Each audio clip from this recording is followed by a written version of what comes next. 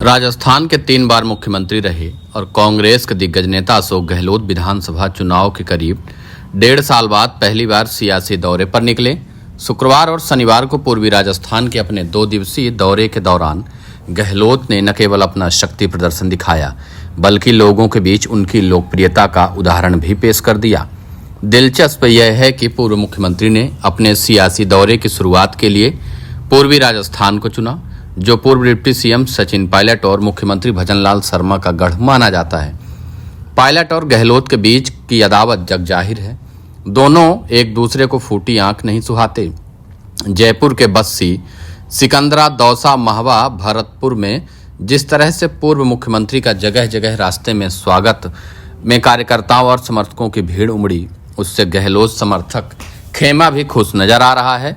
राजस्थान में गहलोत को मिले समर्थन से कई सियासी चर्चाएं भी शुरू हो गई हैं। राजनीति के जानकारों का मानना है कि अशोक गहलोत हरियाणा, महाराष्ट्र जैसे चुनाव में पर्यवेक्षक रहे, लेकिन राजस्थान में विधानसभा चुनावों के बाद पहली बार सियासी दौरा हुआ, जिसमें उन्होंने अलग अलग स्थान पर कार्यकर्ताओं से संवाद किया। वहीं प्रदेश की भजनलाल और केंद्र की मोदी सरकार पर भी हमले बोलने में कोई कोर कसर नहीं छोड़ी। पार्टी के जानकारों ने यह भी कहा कि जिस तरह से पार्टी में गोविंद सिंह डोटासरा, टीकाराम जूली जैसे नए पावर सेंटर बन रहे हैं, इस बीच गहलोत भी शक्ति प्रदर्शन कर अपने आलोचकों को जवाब दे रहे हैं। राजस्थान की राजनीति में आज भी कोई उनका सानी नहीं है।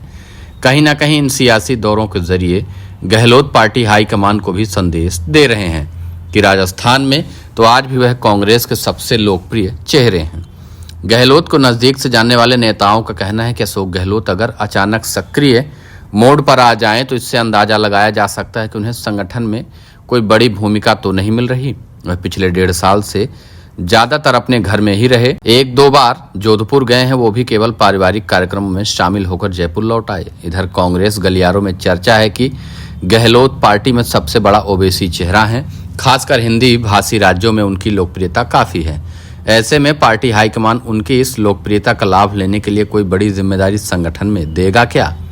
हालांकि दिलचस्प यह भी है कि गहलोत का बस्सी से लेकर भरतपुर तक जगह जगह भव्य स्वागत हुआ, लेकिन दौसा से कांग्रेस सांसद मुरारी लाल मीणा, बांदीकुई से कांग्रेस विधायक जीआर खटाना ने दूरी बनाए रखी। दोनों ही पायलट समर्थक माने जाते हैं। दौसा से उपचुनाव जीते कांग्रेस विधायक डीसी बैरबा भी पायलट समर्थक हैं, लेकिन उन्होंने अपने समर्थकों के साथ गहलोत का भव्य स्वागत किया। पूर्व मंत्री ममता भूपेश ने भी सिकराय में पूर्व मुख्यमंत्री का स्वागत किया। वहीं महवा में पूर्व विधायक ओम प्रकाश हुड्डा, नदबई में जोगेंद्र अवाना, भरतपुर में पूर्व मंत्री विश्वेंद्र सिंह ने स्वागत में कोई कमी नहीं छोड़ी। गहलोत समर्थकों का कहना है कि पूरे प्रदेश में वे सियासी दौरे पर रहेंगे। 2 माह में उनके दौरे का रोड मैप तैयार किया गया है। दौरे की शुरुआत पूर्वी राजस्थान से की गई है। वरिष्ठ पत्रकार और राजनीतिक विश्लेषक कहते हैं कि अशोक गहलोत का कोई भी दौरा अचानक नहीं होता। उसके पीछे कहीं न कहीं कोई सियासी संदेश जरूर होता है। आने वाले दिनों में इसका पता भी चल जाएगा। गहलोत का यह दौरा क्या सियासी गुल खिलाने वाला है? जानकारों का कहना है कि गहलोत 1.5 साल के बाद फील्ड में निकले हैं।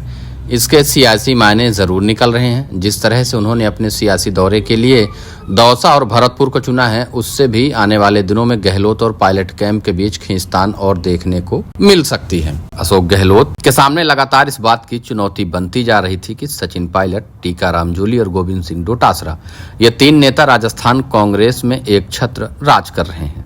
अशोक गहलोत कहीं न कहीं किनारे होते हुए जा रहे थे और खुद को किनारे महसूस भी कर रहे थे। उनके सभी समर्थकों, कार्यकर्ताओं को भी पार्टी से लगभग किनारे रख दिया गया था। इन तीनों नेताओं के ही राजस्थान कांग्रेस में चल रही थी। सचिन पायलट केंद्रीय टीम में हैं, लगातार राहुल गांधी और प्रियंका गांधी के टच में रहते हैं। वहीं कांग्रेस प्रदेश अध्यक्ष गोविंद सिंह डोटासरा प्रदेश अध्यक्ष ही हैं।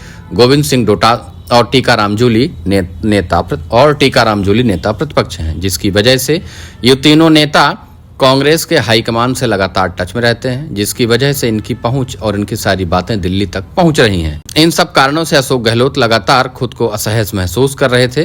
कुछ जानकार यह भी कहते हैं कि अशोक गहलोत ने अपनी ताकत इन तीनों नेताओं को दिखाने के लिए एक बार फिर से मैदान का रुख किया है और जगह जगह जाकर एक बार फिर से अशोक गहलोत का नाम का डंका बजाएंगे।